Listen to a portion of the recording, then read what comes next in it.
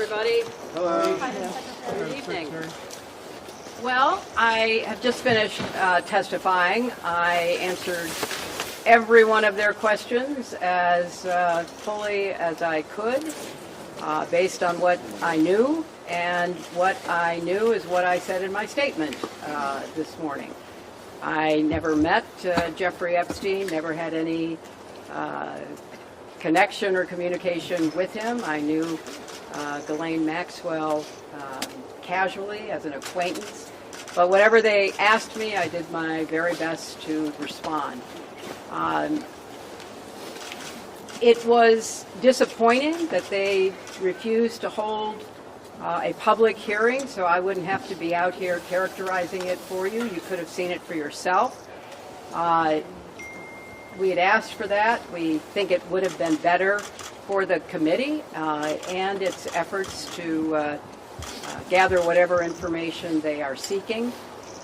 We had a bit of a challenge in the beginning because we had agreed upon rules based on the fact it was going to be a closed hearing at their demand, and one of the members violated that rule, which was very upsetting because it suggested that they might violate other of our agreements.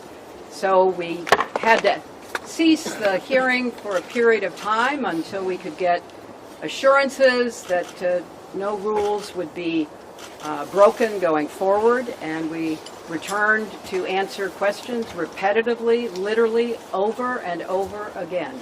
I don't know how many times I had to say I did not know Jeffrey Epstein.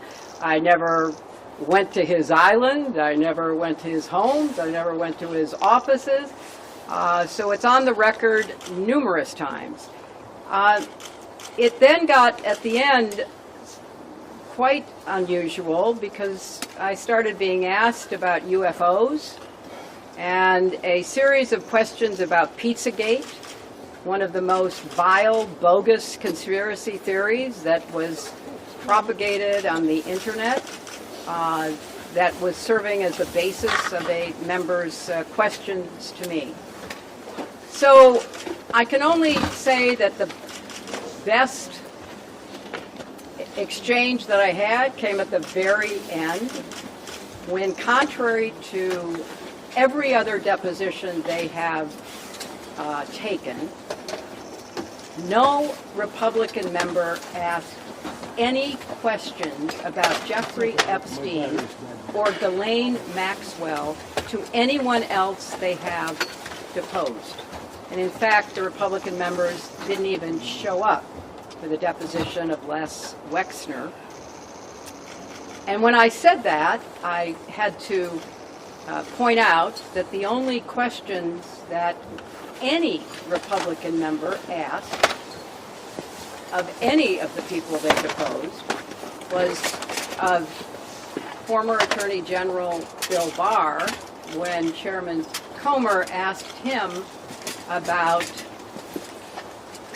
the allegations, in his view, about Russia's involvement in my election in 2016.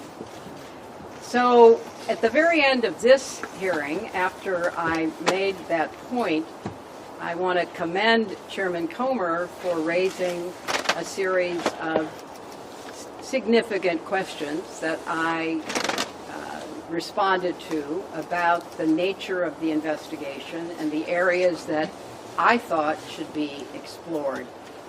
So I appreciated that. I want to see the truth come out.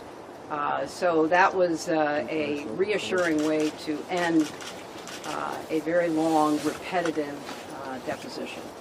Secretary, you spoke in your opening remarks about how heartbroken you have been for the Epstein survivors as these files have come out.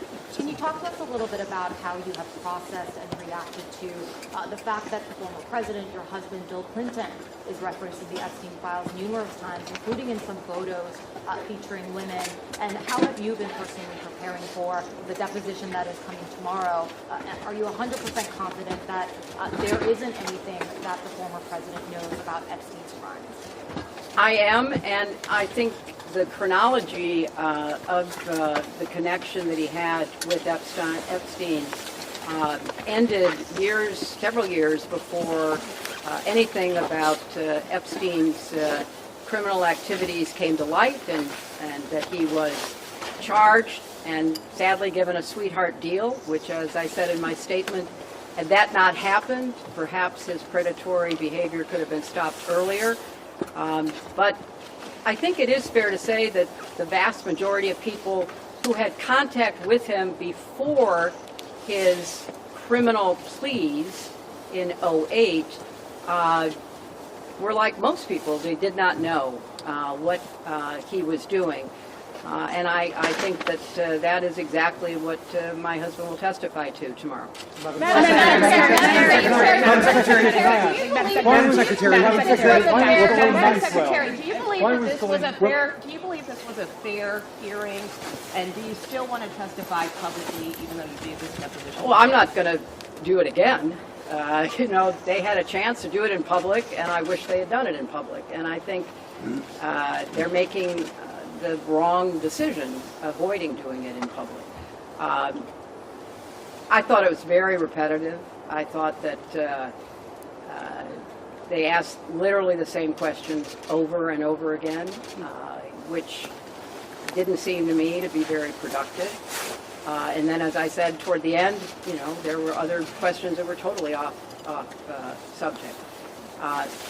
So if they are going to fulfill their responsibilities to literally investigate the investigations, which is what they originally said was the scope of their work, I think they could have spent the day more productively. Madam